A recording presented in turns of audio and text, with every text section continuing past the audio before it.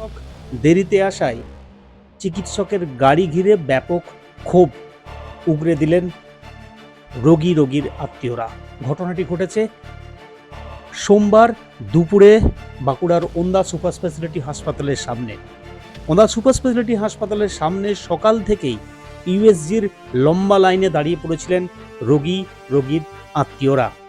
আর 10টা বাজলেও হাসপাতালে হাজির হননি ইউএসজির বিভাগের কর্তব্যরত চিকিৎসক।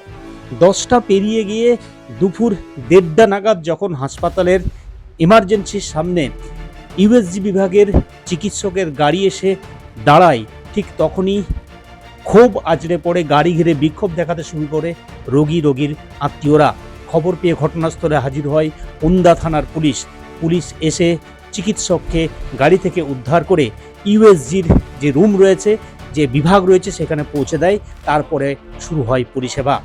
মানুষ ক্ষোভ উগরে দিয়েছেন, দীর্ঘক্ষণ লম্বা দাঁড়িয়ে থেকে ভোগান্তির শিকার হয়েছেন এবং এই চিকিৎসকের বিরুদ্ধে এর আগেও একাধিক অভিযোগ সামনে এসেছে, কিন্তু কোনো পদক্ষেপ নেওয়া হয়নি। সম্প্রতি ওন্দা বিধানসভা কেন্দ্রের বিধায়ক ওন্দা সুপার স্পেশালিটি হাসপাতালের সুপারকে কিন্তু এ বিষয়ে সতর্ক করেছিলেন। চিকিৎসকদের বিভিন্ন ধরনের যে অভিযোগ উঠছে সেই বিষয়গুলো নিয়ে সতর্ক করেছিলেন, কিন্তু তারপরেও এই ঘটনা ঘটল এবং এ নিয়ে কিন্তু ক্ষোভ উগরে দিয়েছে স্থানীয় রোগীর আত্মীয়রা। পাশাপাশি বিজেপির স্বাস্থ্য সেলের তরফ থেকে অভিযোগ করা হয়েছে এখন তৃণমূল জমানা নেই, বিজেপির জমানা চলছে। নিয়ম মেনে, নির্দেশ মেনে সঠিক সময়ে সরকারি হাসপাতালে এসে পরিষেবা দিতে হবে।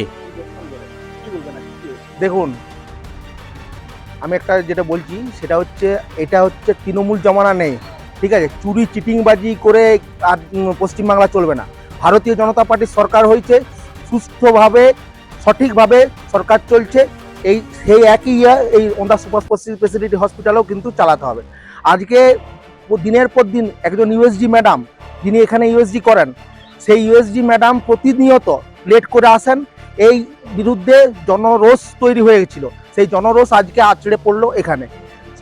জনগণ ঘিরে ধরে ম্যাডামকে জিজ্ঞাসা করছিল যে আপনি এত দেরি করে আসছেন কেন। আজকে দেখুন, ছোট বাচ্চা থেকে আরম্ভ করে গর্ভবতী মায়েরা পর্যন্ত 12টা 12:30 পর্যন্ত না খেয়ে না দিয়ে এখানে দাঁড়িয়ে থাকে, ঠিক আছে?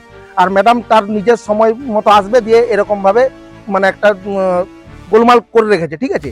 তাই এর বিরুদ্ধে ওনার জনগণ সরব হয়েছিলেন। মাননীয় বিধায়ক সাহেব আগের দিন সুপারকে বলেছিলেন যে যেন সব সিস্টেমটা যেমন ঠিকঠাক থাকে, ঠিকঠাকভাবে চলে, মানুষের যাতে কোনো অসুবিধা না হয়। কিন্তু আজকে এই রকম চলছে। আমরা ভারতীয় জনতা পার্টির থেকে আমরা মাননীয় বিধায়ক মহাশয় স্বাস্থ্য ভবনে এর বিরুদ্ধে ক্লেম করবেন, ঠিক আছে? যাতে ওনার মানে ঠিকঠাকভাবে সাজা হয়, ঠিক আছে? যাতে উনি ঠিকঠাকভাবে এখানে আসেন, সিস্টেমে চলে। তার জন্য আমরা বিধায়ক সাহেবকে বলেছি। বিধায়ক সাহেব আজ কলকাতাতে আছেন মিটিংয়ে, তো বিধায়ক সাহেব স্বাস্থ্য ভবনে জানাবেন।